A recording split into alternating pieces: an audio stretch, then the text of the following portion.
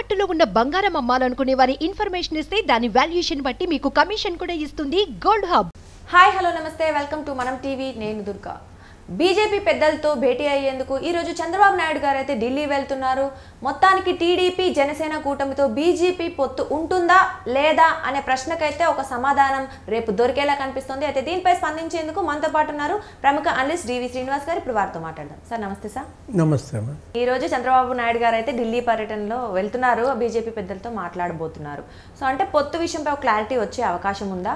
అసలు కొంతమంది ఏమంటున్నారు అంటే వీళ్ళు కొన్ని సీట్లు మా ప్రమేయం లేకుండా ప్రకటించారు కాబట్టి పొత్తు ఉండదు, బీజేపీ ఇష్టపడట్లేదు అని కొన్ని వ్యాఖ్యలు వింటున్నాం. మీరేమంటారు సార్? శుభం పలకరా మంకెన్న అంటే డాష్ డాష్ అనేది ఉంటుంది.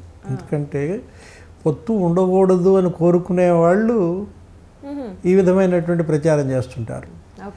పెళ్లి జరిగితే కోరుకుంటారు కొంతమంది, శుభం కోరుకుంటారు. పెళ్లి పెటాకులు అవ్వాలి అని కోరుకుంటారు కొంతమంది. ఇది పెటాకులు అవ్వాలని కోరుకునే వాళ్ళ ప్రచారం అన్నమాట. పొత్తు అయితే ఉంటుందంటారు. అయితే పొత్తు లేకపోతే చంద్రబాబు ఢిల్లీ వెళ్ళడు కదా. అంటే ఇంతకు ముందు కూడా వెళ్ళారు, అప్పటి నుంచి ఊహాగానాలు వింటూ ఉన్నాం, పొత్తుపై ఒక క్లారిటీ ఇస్తారు వాళ్ళు చెప్పబోతున్నారు అని. కానీ ఇంతవరకు ఏమీ చెప్పలేదు. వీళ్ళు సీట్లు కూడా ప్రకటించేయడం జరిగింది. వాళ్ళు ప్రకటిస్తున్నారు, వీళ్ళు ప్రకటిస్తున్నారు. ఎవరి సీట్లు వాళ్ళు ప్రకటిస్తారు. ఇప్పుడు బీజేపీ అనేది జాతీయ పార్టీ, అది ఒక లక్ష్యం ఏదో పెట్టుకుంది. 370 సీట్లు సొంతంగా గెలవాలి, 404 సీట్లు ఎన్డీఏ మిత్రపక్షాలతో కలిసి గెలవాలి అని పెట్టుకుంది. ఈసారి మోడీ 3.0 అనే దీంట్లో పెట్టుకుని వాళ్ళు ఒక లక్ష్యంతో వెళ్తున్నప్పుడు కొన్ని రాష్ట్రాల్లో ఒక 198 సీట్లు వాళ్ళు ప్రకటించారు. ఎవరు? బీజేపీ కూడా ప్రకటించేసింది చాలా రాష్ట్రాల్లో. ఇప్పుడు ఈ ఆంధ్రప్రదేశ్, తమిళనాడు, కర్ణాటక వీటిపైన ఇప్పుడు పెడుతోంది. ఇప్పుడు బీజేపీ కూడా సెకండ్ లిస్ట్ రేపు ఎల్లుండో రాబోతోంది. బీజేపీ సెకండ్ లిస్టుకు ముందు వీళ్ళందరినీ పిలిచి మాట్లాడుతున్నారు. పాత మిత్రపక్షాలని మళ్ళా ఎన్డీఏలోకి ఆహ్వానం. అందులో భాగంగా నితీష్ కుమార్ చేరాడు, బీహార్ సీఎం. నెక్స్ట్ ఈ ఒరిస్సా నవీన్ పట్నాయక్ ఒకళ్ళు చేరుతున్నారని. తర్వాత ఇప్పుడు తెలుగుదేశం చంద్రబాబు కూడా మళ్ళా పాత ఎన్డీఏలో ఈయన ఉన్నారు కదా, ఎన్డీఏ 1లో ఉన్నారు, ఎన్డీఏ కన్వీనర్గా పనిచేశాడు, ఎన్డీఏ 2లో ఉన్నాడు. ఇప్పుడు మళ్ళీ ఈయనకి కూడా ఆహ్వానం వస్తే 1 మంత్ బ్యాక్ కూడా వెళ్ళి అమిత్ షా గారిని కలిశారు. అమిత్ షా నడ్డాని కలిసి ఇవాళ కరెక్ట్గా 4 రోజులు. 4 రోజుల తర్వాత మళ్ళీ ఇప్పుడు ఇవాళ వెళ్తున్నారు. రేపు సాయంత్రానికి కల్లా క్లారిటీ వస్తుంది. అంటే అవును, పొత్తు ఉంటుంది. పొత్తు ప్రకటన రేపు సాయంత్రం జరుగుద్ది అనుకుంటాను. బహుశా బీజేపీ, తెలుగుదేశం, జనసేన 3 పార్టీలు రేపు ఈవినింగ్ ఢిల్లీలో ప్రెస్ మీట్లో ప్రకటించే అవకాశాలు ఉన్నాయి. అదే సమయంలో సీట్ల సర్దుబాటు కూడా చెప్పే అవకాశం ఉందన్నమాట. ఎన్ని సీట్లలో బీజేపీ కంటెస్ట్ చేయబోతోంది. ఇప్పుడు 5 లోక్సభ, 13 అసెంబ్లీ అడిగారన్నారు. వీళ్ళేమో ఏదో 3 లోక్సభ, 8 అసెంబ్లీ ఇవ్వడానికి వీళ్ళు సిద్ధంగా ఉన్నారన్నారు. వాళ్ళకి అభ్యర్థులు ఉన్నారు. ఎవరికి? బీజేపీకి. Last year 2014లో 4 Lok Sabha, 13 assembly contest చేశారు. అప్పుడు పొత్తుంది. ఇప్పుడు 10 ఏళ్ల క్రితం మనం మోడీ బాబు జోడీ అనేవాళ్ళు, వెంకయ్య నాయుడు గారు. మోడీ బాబు జోడీ అప్పుడు సక్సెస్ ఫార్ములా. 2014లో ఇక్కడ తెలుగుదేశం గెలిచింది, ఢిల్లీలో మోడీ ప్రభుత్వం ఏర్పడింది.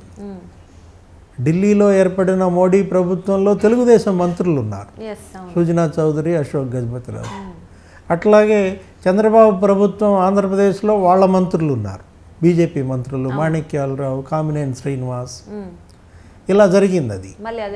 అలాగే ఇప్పుడు కూడా మళ్ళా ఇవన్నీ కూడా అందులో భాగంగానే మనం చూడాలి. చంద్రబాబు ఢిల్లీ పర్యటన వాళ్ళు పిలిస్తేనే వెళ్ళారు కదా. వాళ్ళ పిలుపు లేకుండా ఈయన వెళ్తే పొత్తు ఉంటుందా ఉండదా అనేటటువంటి సందేహాలు, ఇలాంటి ప్రచారాలకి మనకు అవకాశం ఉంటుంది. పొత్తు పెట్టుకోకూడదు అనుకున్నప్పుడు అసలు కబురే ఉండదు. కబురు చేశారు అంటే అర్థం పొత్తు కోసం కబురు చేశారు. 4 రోజుల క్రితం ఒక భేటీ జరిగింది. తర్వాత ఇంకా వాళ్ళు వేరే అన్నిటిలో వాళ్ళ మీటింగ్స్, వాళ్ళ ప్రచార సభలు, వాళ్ళ యొక్క మిగతా కార్యక్రమాల్లో వాళ్ళు నిమగ్నం అయ్యారు. ఇప్పుడు మళ్ళా రెండోసారి అమిత్ షా నడ్డాలతో చంద్రబాబు భేటీ ఈరోజు ఈవినింగ్, రేపు సాయంత్రం కల్లా దానిపైన చర్చలు పూర్తయి పవన్ కళ్యాణ్ కూడా వెళ్తున్నారన్నారు ఇవాళ ఈవినింగ్. హైదరాబాద్ నుంచి చంద్రబాబు, అక్కడ గన్నవరం నుంచి పవన్ కళ్యాణ్ ఈ సాయంత్రం ఈ రాత్రికి ఢిల్లీ చేరుకుంటే అక్కడ చర్చలన్నీ కూడా కొలుక్కు వచ్చే అవకాశం ఉంది. ఈలోపు ఇప్పుడు నువ్వు చెప్పిన ఈ మిత్రులంతా ఈ ప్రచారం మీకు చేశారు, ఏమని పొత్తు లేదు గిత్తు లేదు అంతా చిత్తే అంటూ ఎవరి నోటి విరేచనాలు అంటారా, ఏదో ఉష్ణాయాసం అంటారా, సునకానందం, ఎవరిది వాళ్ళు అంటే పొత్తు జరగకూడదు అని కోరుకునేటటువంటి వాళ్ళ యొక్క విష ప్రచారంగానే దీన్ని చూడాలి. నిజమేం లేదంటారు ఇందులో. అయితే సార్ ఈరోజు రేపు అనౌన్స్ చేయబోతున్నారు అంటున్నారు, అంటే సీట్ల గురించి అయితే ఏంటి, పొత్తు గురించి అయితే మనకు క్లారిటీ వచ్చే అవకాశం ఉంది.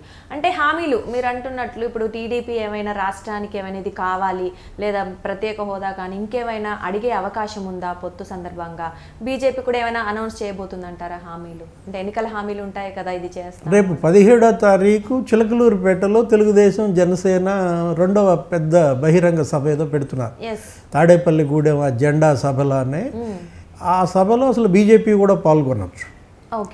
ఎందుకంటే ఈ పొత్తు కనుక రేపు ప్రకటన కనుక జరిగితే అది కేవలం 2 పార్టీల బహిరంగ సభ కాదనమాట, 3 పార్టీల అలయన్స్ మొదటి సభగా రేపటి చిలకలూరిపేట సభ వస్తుంది. అక్కడ మరి ఉమ్మడి మేనిఫెస్టో ప్రకటన కూడా జరుగుతుంది. బీజేపీ ఇచ్చేవి వీళ్ళు కోరేవి అన్నిటిపైన కూడా ఈ లోపు చర్చలు జరుగుతాయన్నమాట. ముందు సీట్ల సర్దుబాటు జరుగుతుంది. ఈ లోపు ఎల్లుండి జగన్మోహన్ రెడ్డి వెళ్ళొచ్చు.